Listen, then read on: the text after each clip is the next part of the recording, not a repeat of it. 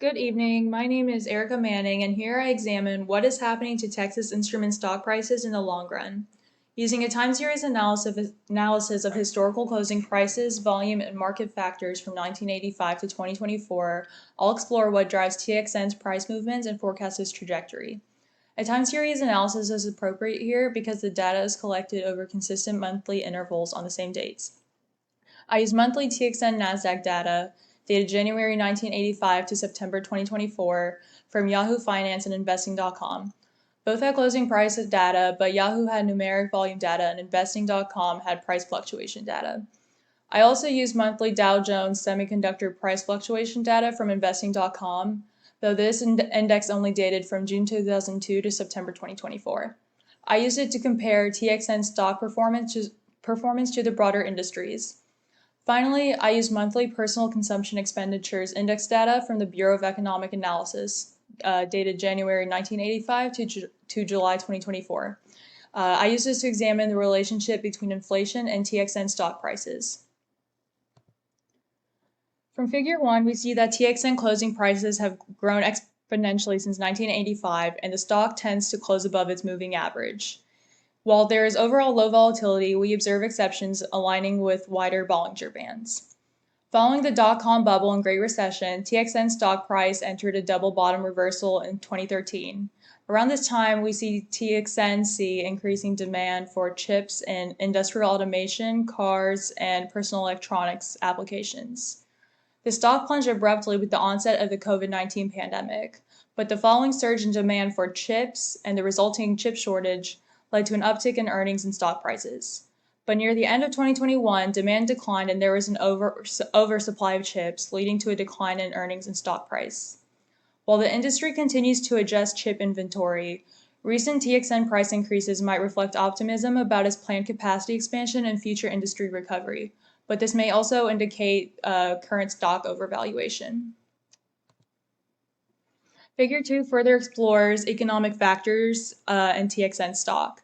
As a cyclical industry, semiconductor stock prices may be sensitive to economic fluctuations. Here, I use the PCE Durable Goods Index as a proxy for economic fluctuations through inflation. We can see TXN stock prices decline rapidly with rising inflation. This suggests TXN stock price is sensitive to consumer price inflation, likely due to its negative effect on consumption. Notably, 49% of TXN's revenue comes from automotive and personal electronic end markets, or in other words, personal durable goods. The industry cyclicality is also influenced by inventory levels, though data limitations prevent an analysis of this. As Figure 3 shows, trading volume for TXN often spiked during periods of negative month-to-month fluctuations. This was particularly evident during the major market events discussed earlier, like the dot-com bubble in 2000, the bottom in 2002, the height of the Great Recession in October 2008, and the COVID-19 pandemic. There also appears to be a spike that came with a poor earnings report in October 2018. While overall trading volume declined after the Great Recession, TXN's price began to rise, suggesting a correlation between economic stability and decreased trading activity. Figure 4 compares TXN stock price fluctuations to the broader industry and the DJS index.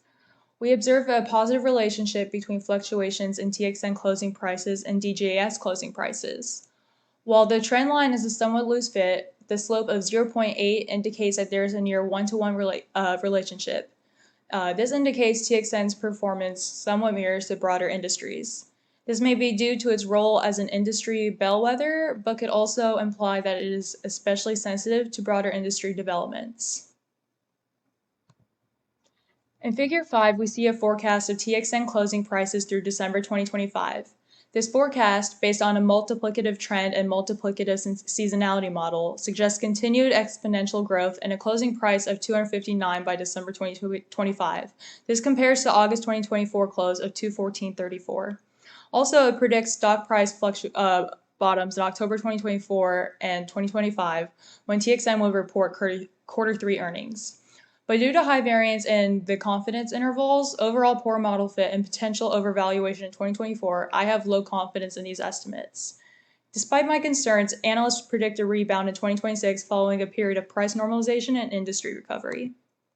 Thank you for listening to my presentation, and I hope you have a great rest of your evening.